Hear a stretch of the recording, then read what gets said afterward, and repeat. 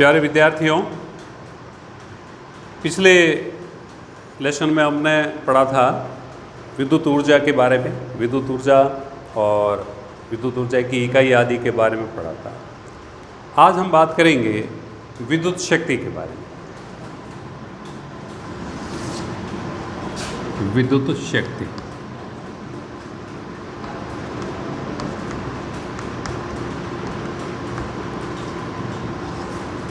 Electric power.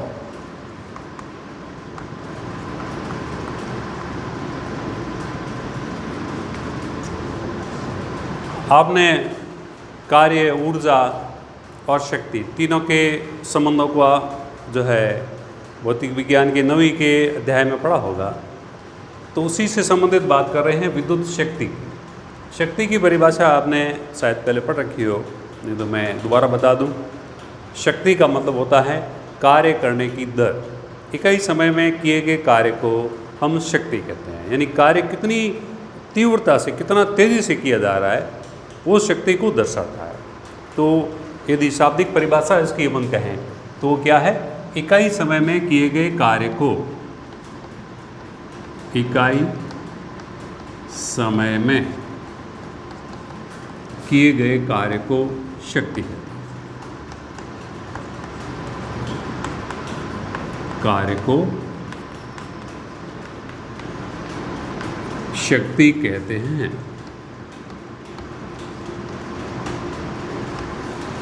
जैसे t समय में, यदि t समय में W कार्य किया जाए, W कार्य किया जाए तो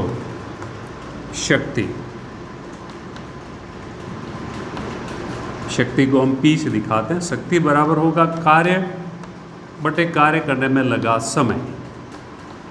कार्य और कार्य करने में लगे समय के अनुपात को हम शक्ति कहते हैं। कार्य को W से लिखें और समय को T से, तो P = बना W बटे T। कार्य और कार्य करने में लगे समय के अनुपात को हम शक्ति से प्रकट कर सकते हैं। यहाँ से मैं इसका मात्रक बता दूं पहले आपको। मात्रक जो भी आपने पहले सीखा होगा, लेकिन मैं फिर भी चर्चा कर लूँ।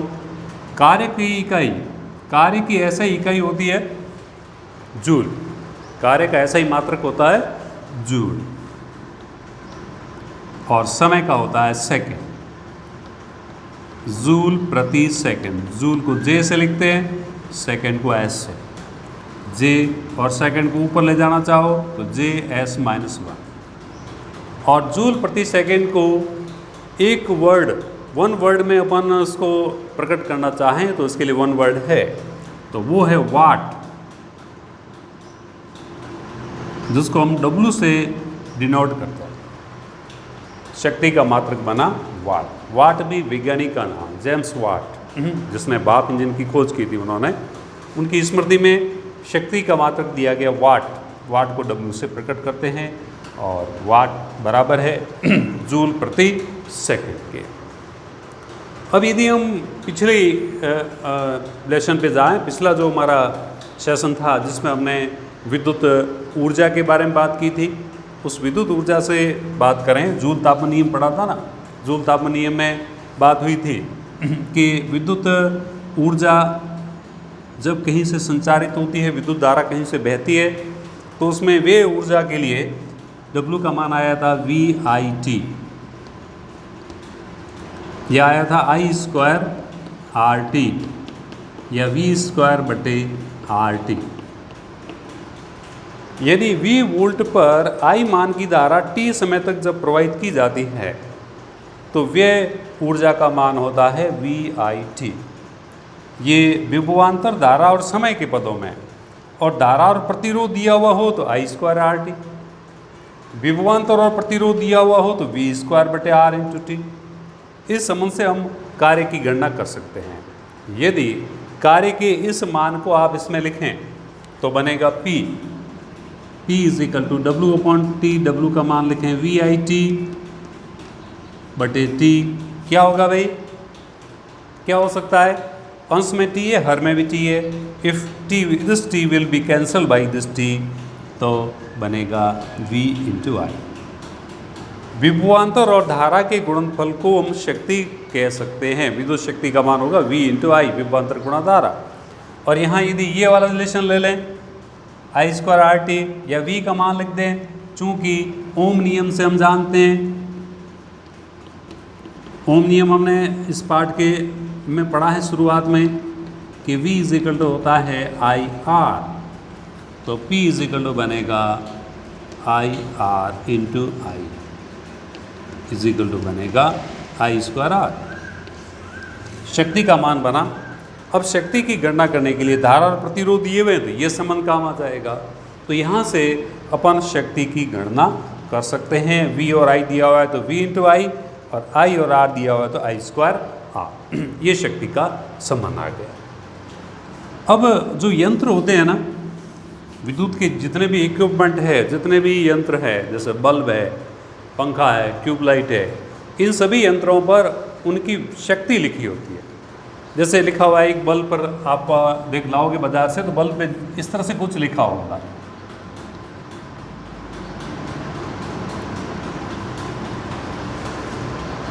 $60W 220V, मतलब ये 60 वाट का बल्ब है।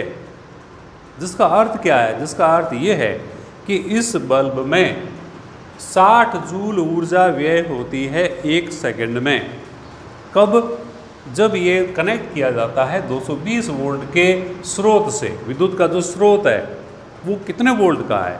वो यदि 220 वोल्ट का है तो इसमें प्रति सेकंड 60 जूल ऊर्जा व्यय होगी। एक बल्ब है जो माना कि 200 W 220V, 220 मतलब हमारे घरों में जो विद्युत आती है वो 220 वोल्ट पे आती है, तो लगभग सभी पे 220 वोल्ट ही लिखा होता है। हर देश में विद्युत का जो संचरण है घरों में, उसके लिए निश्चित वोल्टेज होता है। जैसे हमारे यहाँ 220 वोल्ट है, हमारे सारे यंत्र 220 वोल्ट के लिए बने हुए हैं। किसी और देश की व्यवस्थाएं हमसे भिन्न भी हो सकती है। तो 220 वोल्ट पर ये जब विद्युत व्यवस्था विद्युत विभवांतर में मिलेगा तो उस बल्ब में 200 जूल ऊर्जा प्रति सेकंड व्यय होगी। यानी इसमें ज़्यादा ऊर्जा व्यय होगी, इसमें कम ऊर्जा व्यय होगी। अब हमें यदि इस विद्युत ऊर्जा के व्यय की गणना करनी है कि बल्ब है 60 वाट का बल्ब है, उसे हम कुछ निश्चित समय तक काम में लें तो उसमें कितनी ऊर्जा खर्च होगी। तो शक्ति से ऊर्जा निकालना है तो अपन ऐसे करेंगे, शक्ति बराबर कार्य बटे समय। तो कार्य बराबर क्या होगा? शक्ति गुणा समय। कार्य बराबर क्या होगा? शक्ति गुणा समय। तो विभिन्न यंत्रों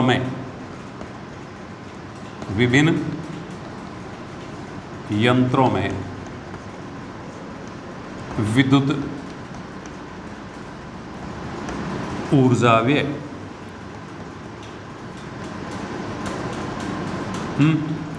W बराबर क्या होगा? P into T. शक्ति उस यंत्र की शक्ति गुणा उस यंत्र के कार्य करने का समय। जितने ज़्यादा समय तक कार्य हम काम में लेंगे उसको, उसमें शक्ति व्यय भी उतना ही ज़्यादा होगा। ठीक है।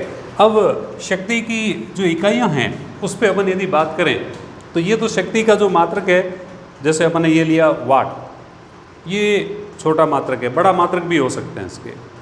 हमें ऐसे यंत्र मिलेंगे जिनकी शक्ति बहुत ज़्यादा होगी, तो शक्ति के बड़े मात्रक,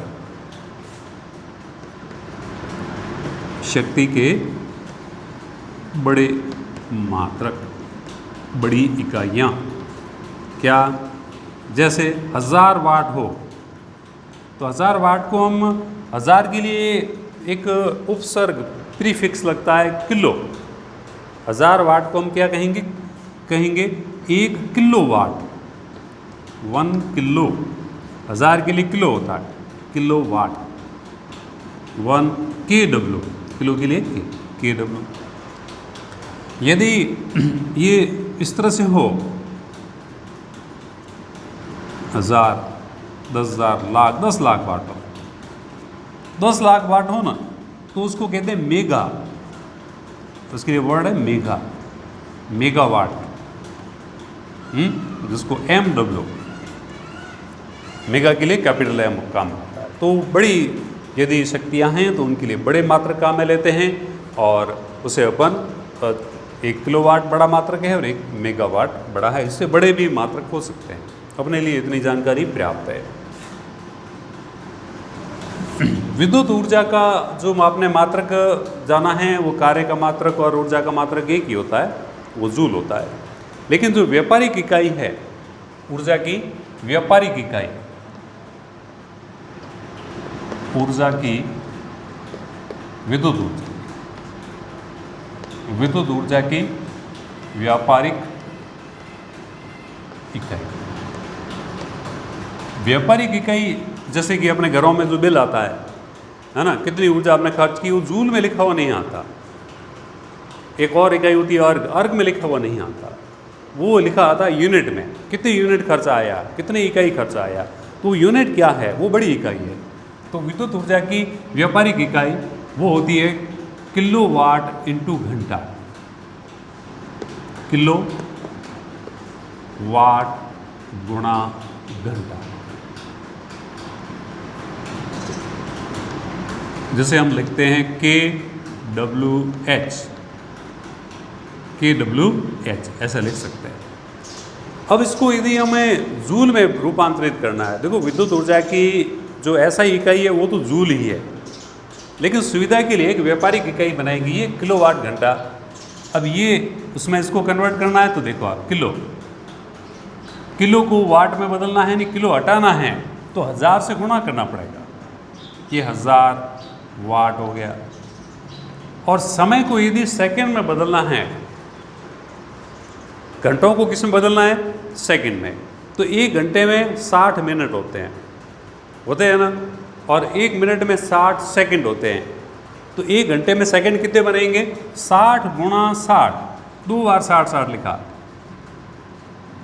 क्यों, 1 घंटे में 60 मिनट और 1 मिनट में 60 सेकंड, तो ये बन गया आपके 1000 गुणा 60 इंटू 60 बन गए 3600 वाट इंटू सेकेंड,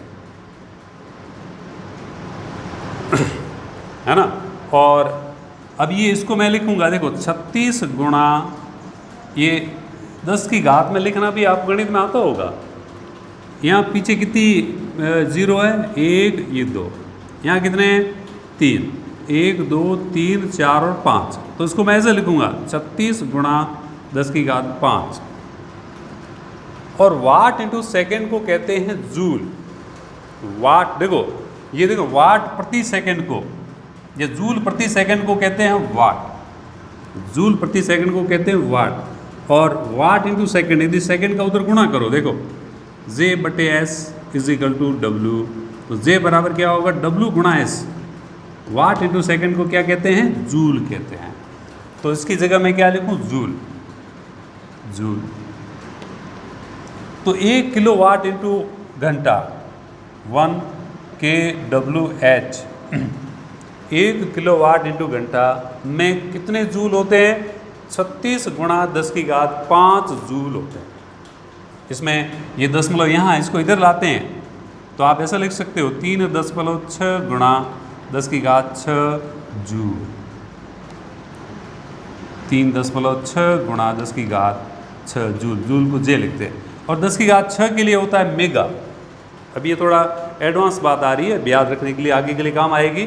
10 की घात 6 को कहते हैं मेगा, तो 3.6 गुणा ये 10 की घात 6 की जगह आ जाएगा m, मेगा, mj, यानी 1 किलोवाट इंटू घंटा बराबर 3.6 गुणा 3.6 मेगा जूल होता है। अब ये क्या है, अब विद्युत ऊर्जा खपत पे आपके कुछ आंकिक प्रश्न आते हैं। घर में विद्युत व्यय हो रहा है ना, इस पे न्यूमेरिकल भी आ सकते हैं, तो उसका एक निश्चित सूत्र है, मैं वो आपको बता देता हूँ और उस पर न्यूमेरिकल आपको दूंगा, वो आपको करना है। विद्युत व्यय बराबर शक्ति गुणा समय, समय किस में लेना, घंटों में, बटे 1000।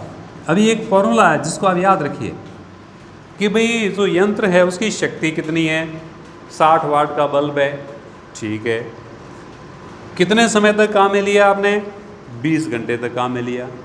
तो यहाँ 60 लिखोगे, समय की जगह समय का मान, लेकिन समय का मान मिनटों में दिया है, जैसे हैं 1000 मिनट काम आया है, तो 1000 मिनट को आपको पहले घंटों में बदलना पड़ेगा। और मिनट को घंटों में बदलने के लिए क्या करते हैं? 60 का भाग देते हैं। वो आपको थोड़ा दिमाग लगाना पड़ेगा। तो यहाँ कितने वाट का है, कितना समय लगा, समय किस में लिखना है? घंटों में, और 1000 का भाग दोगे तो ये विद्युत व्यय आ जाएगा। ये विद्युत व्यय किस में आएगा? यूनिट में। ये किस में आएगा? विद्युत खर्च यूनिट में। और यूनिट में आने के बाद में यूनिट की दर दी भी है कि 1 यूनिट का खर्चा 5 रुपये होता है। माना कि विद्युत व्यय की जो रेट दर है सरकार ने अभी तय की हुई 5 रुपये प्रति यूनिट। तो इस बल्ब को काम में लेने में कितना खर्चा आएगा, पहले यूनिट निकाल लो और 1 यूनिट की दर से उसका गुणा कर दो, तो आपको विद्युत व्यय की जानकारी हो जाएगी ना। तो इस तरह से आप ये इस सूत्र का उपयोग करके विद्युत व्यय की गणना कर सकते हैं। अब इस पर एक न्यूमेरिकल है, वो मैं आपको लिखवा देता हूँ, आप घर पे अभ्यास करना और आप उस कोशिश करना उस प्रश्न को करने की। और आपसे नहीं बन पड़ता है तो कल आप पूछना, कल की लेसन में मैं उसका हल भी बताऊंगा। तो प्रश्न क्या है? प्रश्न लिख देता हूं मैं यहाँ पे कि 2 बल्ब जो कि 100 वाट के, 100 वाट के, प्रतिदिन 8 घंटे तक, प्रतिदिन 8 घंटे चलते हैं।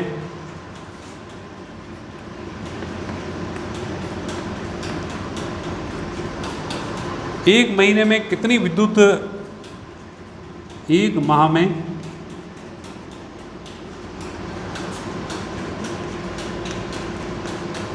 कितना विद्युत व्यय होगा, व्यय होगा।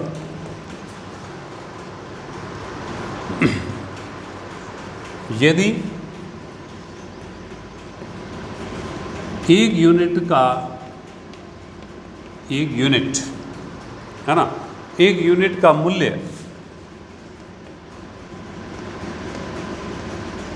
5 रुपये हो तो 1 माह का व्यय या 1 माह का खर्च ज्ञात करो, खर्च ज्ञात करो, है ना। इस प्रश्न को आपको बैठ करके पढ़ना है और अपने हाथ से इस प्रश्न को करने का आप प्रयास करें।